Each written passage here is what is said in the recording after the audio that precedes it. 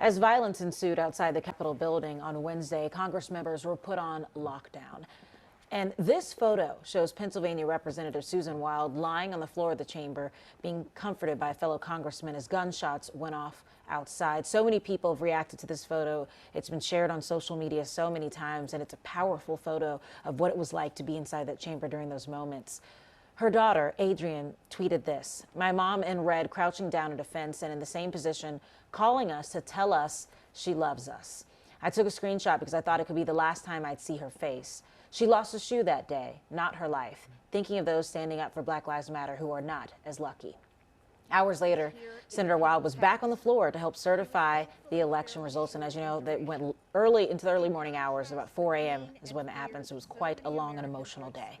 Well, she joins us now along with her daughter with more on what she went through. Good morning to both of you. Thank you so much for joining us. Good morning. Thank you. Good morning. Well, we're certainly glad that you are okay, Representative Wild, but we just want to ask you, that photo, because so many people have looked at that and it's created a lot of emotions. Can you just take us through the moments that led up to that photo there when you were lying on the floor?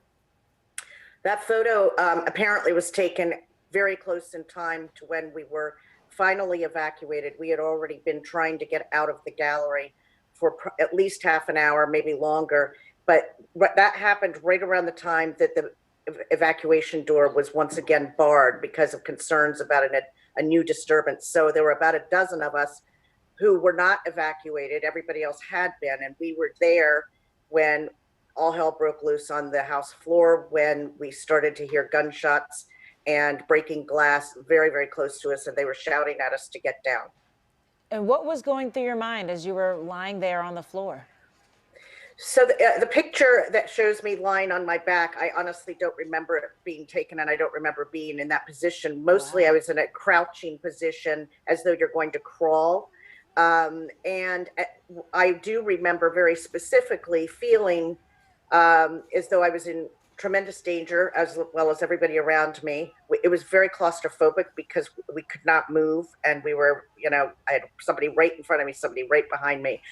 And when we found out we weren't going to be able to go through the evacuation door, people started calling their loved ones. And I decided, after a moment of indecision, that I was going to call my children because I didn't know if I'd be able to speak with them again. I did not want to cause them unnecessary worry, right. But at the same time, I really felt like I needed to talk to them. And so at that point, I called them and talk about that. But I think the picture of me lying on the floor happened after the phone call, because something about that phone call with my children prompted just intense panic for me. Yeah, understandably so. So Adrienne, I want to ask you then, the moment you got that call from your mother, did you know what was happening already? Did she have to tell you what was going on? And what were your emotions? I had seen definitely in the news throughout the day what was going on, and I didn't know how bad the situation was when she called. And it was when she called that I heard all the commotion in the background, and I saw the scared look in her eyes, and I heard it in her voice. And that's when I knew that we could be in trouble. And what did she say to you? I mean, what do you say in that moment? I think so many people, they can't imagine getting that phone call from their mother. She really, I could tell she didn't know what to say. She just kept saying she loves us and she'll be okay. And so we just told her we love her. And it was a very short call because she knew she couldn't stay on. She needed to stay safe. And yeah, it was pretty scary. And I can't imagine, I mean, what all did you hear? You said you heard commotion. You could hear, I guess, screaming, or what did you hear? Glass breaking? Yeah, we heard glass breaking, screaming, and a couple of gunshots. Oh, I can't imagine what that must have been like. And as a mother, Representative Wild, what was that like for you? I mean, I can't imagine as a parent to have to call your children and think this could be some of your last moments. My kids and I stay in really close touch. We have constant texts all day, every day.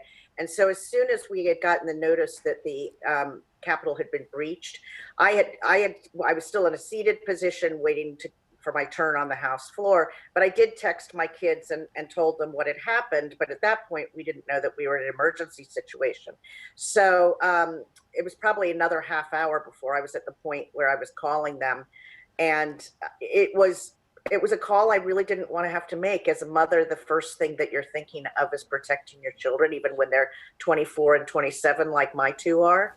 But I just felt strongly that I needed to talk to them, and that if the worst happened, they needed to talk to me.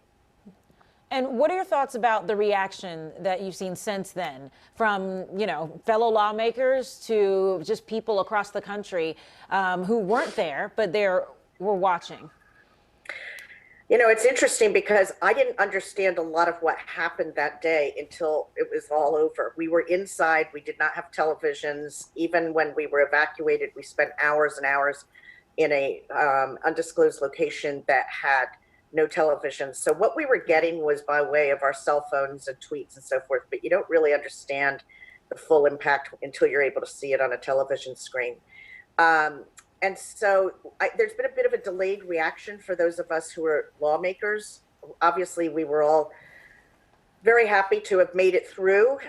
Later that night, as you're probably aware, we went and actually went to the House floor and finished our business at well after midnight.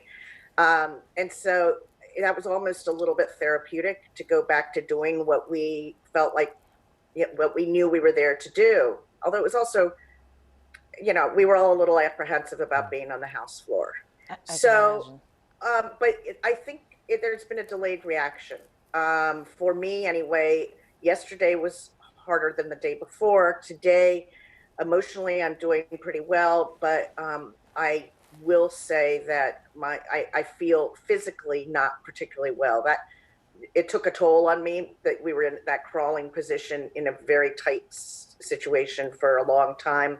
I feel like I went and worked out at the gym after months of not working out, that kind of real achiness feeling. And there's just sleep is still a problem.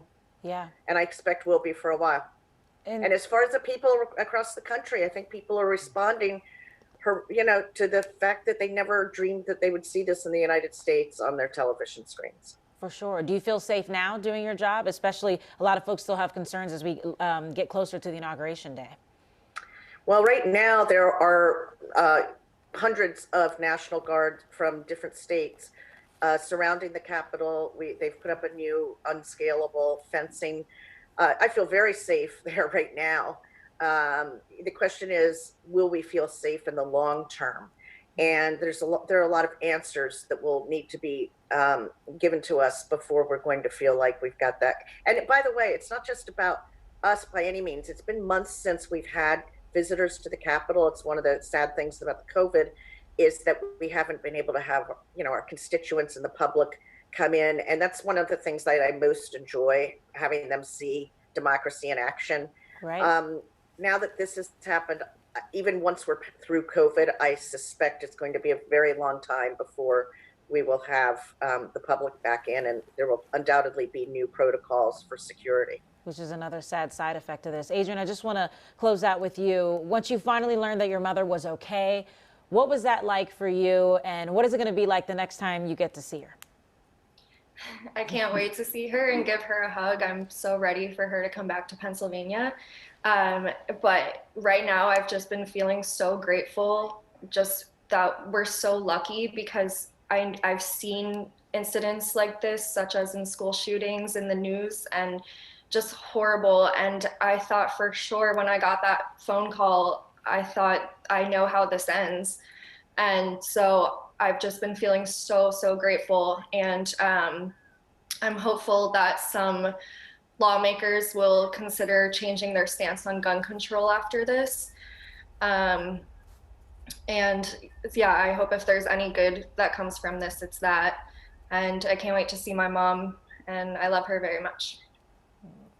Well, I'm sure she does as well. Thank you to both of you for talking about those moments in your experience, because so many people were watching on the television, but so many couldn't imagine what it could have been like to be in that position. So we're thankful that you're okay, and we're hoping that we will come together as a country and we will all heal and move forward from this and have those important conversations. So thank you to both of you.